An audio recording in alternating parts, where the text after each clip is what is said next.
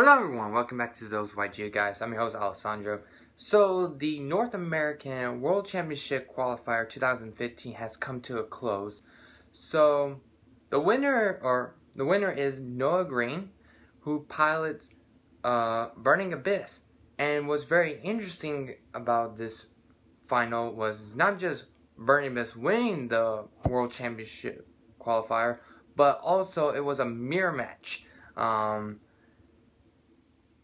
So it was like two Burning Abyss players facing off. So it was a pretty interesting change, you know.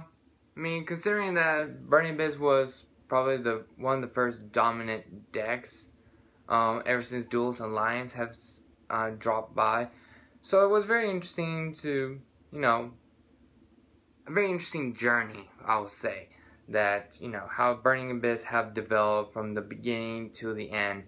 So it was very interesting, Burning Abyss taking the North American World Championship Qualifier over decks like Necros, for example. Speaking of Necros, it was the most represented deck, but unfortunately, people learned to play around them, and, Necros, even though they are a very powerful deck,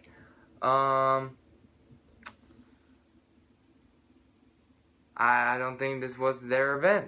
That's all I'm going to say. But throughout the event, it was very interesting how some Necros deck are playing some interesting decks. Like, for example, let me pick out certain cards, because I know there were some pretty cool ones. Cards like Great Sorcerer of Necros, or even cards like Exo, Enforcer of the Necros. It was very interesting to see Necro player running cards that are once considered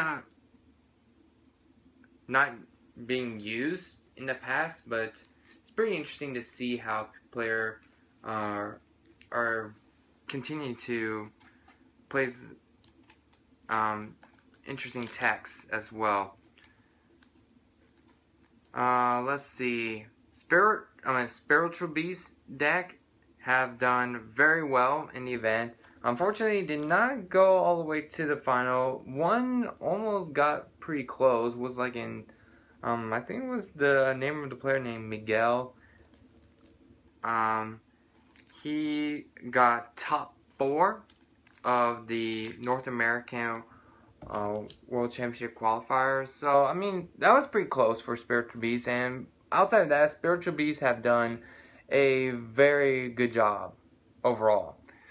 So, I mean, that's pretty much all I have to say about them. I mean, to those people, I mean, if you're not considering Ritual Beasts as a contending deck, like, I don't know what else to say.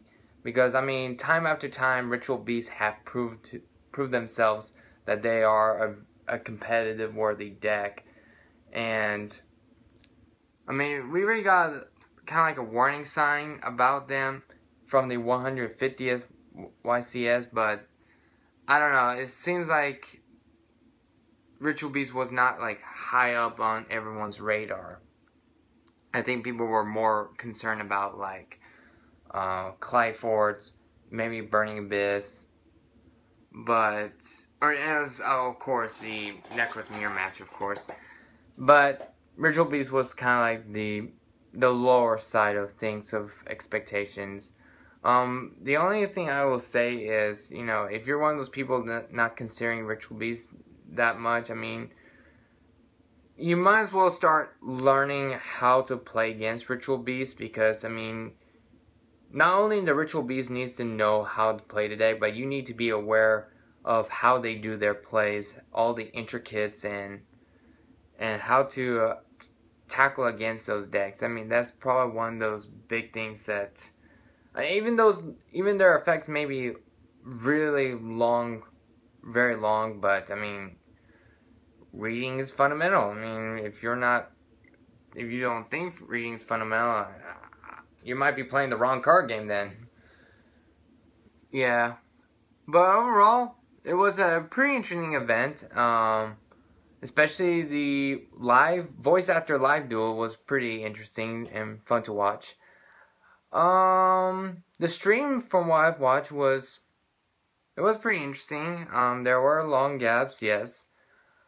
I know that people were complaining about the commentators. I mean, but to be honest, it could have been worse. We could have no stream. I mean, I remember, to those people who have been around this game for a while, I mean, we didn't have streams for quite some time until, like, for me, I think it was like last year. I think that was the first time I started watching Konami official tournaments streaming. That was like the first one I watched was the what was it? The European Championship 2014. That was the first Konami stream Yu-Gi-Oh event that I've watched. So it definitely is a big step up. But in time I feel like they will get the hang of streaming things. So overall, great to see Burning Abyss, which is a nice change to win the event. Yeah. So many people might be wondering what's next for the TCG. Well, we got 2 more events coming up. This coming July 3rd to July 5th, which is this coming weekend. And those 2 events are the South American WCQ 2015 and the European Championship WCQ Tournament 2015. So, very interesting. Wonder who will take the top spots and all that, and which deck will emerge victorious. So, I hope all of you guys enjoy the event if you watch from stream or personally are there. Congratulations, Noah Green, for being the North American Championship, which is our current one. And also, best of wishes to the top 6 players representing the North American team for the upcoming World Championship tournament at Kyoto, Japan. So, that's all I have to say. Leave a comment down below what you guys think about the event or how the results turn out to be, or, you know, I'm very interested to read your comments. So, yes. Take care. I'll see you guys later. And that's it. And I wish you all a good night. Thank you, everyone. Bye-bye.